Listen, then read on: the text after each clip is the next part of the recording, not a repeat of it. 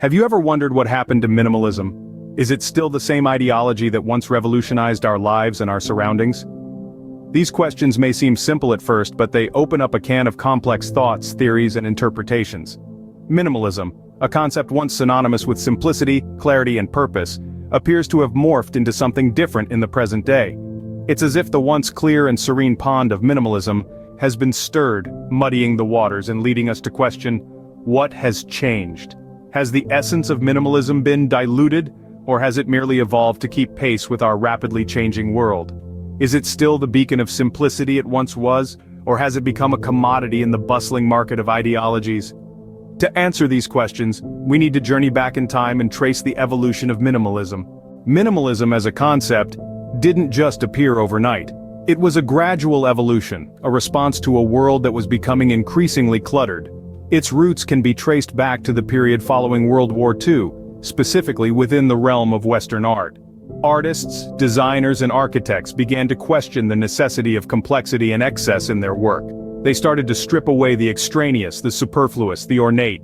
They began to embrace simplicity, purity, and functionality. This was not just a stylistic shift, but a philosophical one, a rejection of the idea that more is better, and an acceptance of the belief that less can indeed be more. The pioneers of this movement were not just creating art or designing buildings, they were making a statement about their vision for society. They believed in the value of the essential, the purposeful. They saw beauty in simplicity and elegance in functionality. However, it's important to note that early minimalism wasn't about deprivation or austerity. It was about intentionality. It was about making the most of what you have and eliminating what you don't need. It was about focusing on the essential and letting go of the extraneous. The birth of minimalism was a reaction against a world that was becoming increasingly complex and cluttered. It was a call for simplicity, clarity, and purpose. Minimalism wasn't just a design style or an art movement, it was a way of life, a philosophy that challenged our relationship with material possessions and our perception of success. As the world continued to evolve, so did minimalism.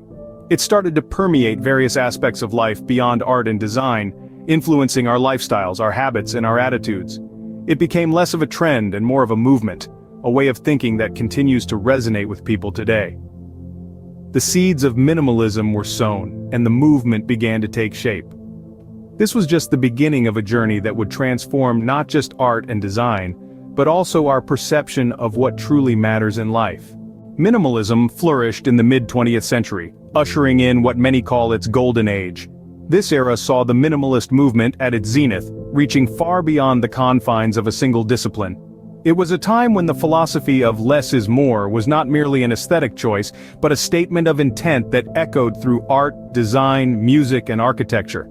Artists like Agnes Martin and Donald Judd committed themselves to the pursuit of simplicity, reducing their works to their most basic elements. Their canvases and installations, stripped of superfluity, challenged viewers to engage with the essence of the work, rather than its surface.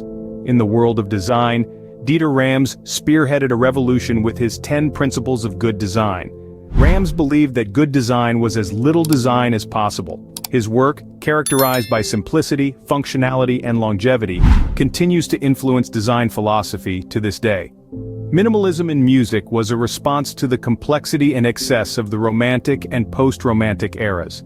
Composers like Steve Reich and Philip Glass introduced a new kind of music that focused on repetition and gradual change, creating a hypnotic, meditative soundscape. Architecture, too, was not immune to the minimalist impulse. Ludwig Mies van der Rohe, a pioneer of modern architecture, was famous for his minimalist approach. His buildings, with their clear lines and open spaces, embodied his dictum that less is more.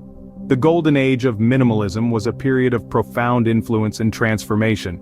It was a time when artists, designers, musicians, and architects embraced the philosophy of minimalism, exploring the potential of simplicity and reduction. They showed us that minimalism was not about emptiness or absence, but about finding beauty and meaning in the essential. But as with all things, change was on the horizon. The turn of the century brought with it a shift in the minimalism movement. As the world stepped into the 21st century, a new interpretation of minimalism began to emerge. It was no longer confined to the realm of art and design. Instead, it evolved, it transformed, it metamorphosed into something more encompassing. minimalism started to permeate the everyday lives of people, manifesting as a lifestyle choice. In the early years of this century, the movement gained momentum, propelled by a growing discontent with the excess of consumer culture. People started seeking simplicity, clarity and purpose in a world cluttered with material possessions. Thus, minimalist living was born. This new wave of minimalism championed the idea of less being more. It encouraged people to declutter their lives, to rid themselves of unnecessary possessions, and to focus on what truly mattered to them. The minimalist lifestyle was not only about physical decluttering but also about mental decluttering. It was about finding freedom, peace and joy in simplicity. However, as the movement spread, so did the interpretations of what minimalism meant. Some saw it as a path to spiritual enlightenment, others as an aesthetic choice, and yet others as a means to environmental sustainability. The divergence in interpretations was vast. Minimalism, which had once been a unified philosophy, had now fragmented into a spectrum of beliefs and practices. Despite this divergence, the core essence of minimalism remained intact. The focus on simplicity, functionality, and mindfulness continued to define the movement. Yet, it had evolved beyond its original framework. It had become more flexible, more accessible, and more personal. It had adapted to the changing needs and values of the modern world. As the century progressed, minimalism continued to evolve. It started to influence various aspects of society, from architecture and design to technology and fashion. It became a part of our global culture, shaping the way we live, think, and perceive the world around us. Minimalism, as we once knew it, seemed to have morphed into something different. It had transformed into a dynamic, multifaceted movement that was as diverse as the people who embraced it. So, where does that leave minimalism today? In the bustling, fast-paced world of the 21st century, minimalism has found its place as a soothing counterpoint to the noise and clutter. It's no longer just an artistic movement or a design aesthetic. It has permeated the very fabric of our lives, influencing our choices, shaping our environments, and guiding our aspirations. From architecture to fashion, technology to lifestyle, the principles of minimalism echo loud and clear. The sleek, clean lines of modern skyscrapers, the simplicity of a monochrome wardrobe, the user-friendly design of the latest smartphone, or the decluttered living space, they all bear the unmistakable imprint of minimalist thought. Yet, as minimalism seeps into the mainstream, the question arises, has it strayed from its original essence or simply adapted to the demands of the times? Has the market-driven culture diluted its core philosophy, transforming it into a buzzword, a trend, a commodity to be bought and sold? Some may argue that minimalism today is a far cry from its roots, that it has lost its soul, its radical edge, its commitment to challenging excess and consumption. They see a movement that has been co-opted, commercialized, and stripped of its transformative potential. Others, however, view the changes as a natural evolution. They believe that minimalism, like any living philosophy, must adapt and grow, reflecting the realities and complexities of the world it inhabits. To them, the essence of minimalism lies not in rigid dogma, but in its ability to inspire, to provoke thought, to encourage a more considered, intentional way of living. The truth, perhaps, lies somewhere in between. Minimalism today is both a product of its time and a reaction against it. It's a philosophy that continues to evolve, to challenge, to inspire. It's a call to simplicity in an age of complexity, a beacon of clarity in a world of noise. Perhaps the answer lies not in what minimalism has become, but in what it means to each one of us. As we've traced the journey of minimalism, it's clear that it has indeed transformed.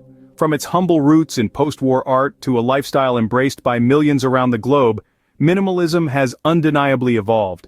It has transcended the confines of aesthetics and design, seeping into our everyday lives, shaping our choices, and influencing our perspectives.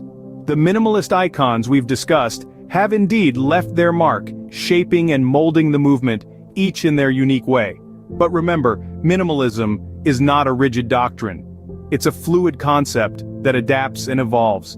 It's a reflection of our collective consciousness, our response to the complexities of modern existence. So as we step back and ponder the transformation of minimalism, let's also reflect on our own journeys. How have we embraced or rejected minimalism? And more importantly, how has it shaped us? So, what happened to minimalism? It evolved, as all things do. The question is, how has your interpretation of it evolved?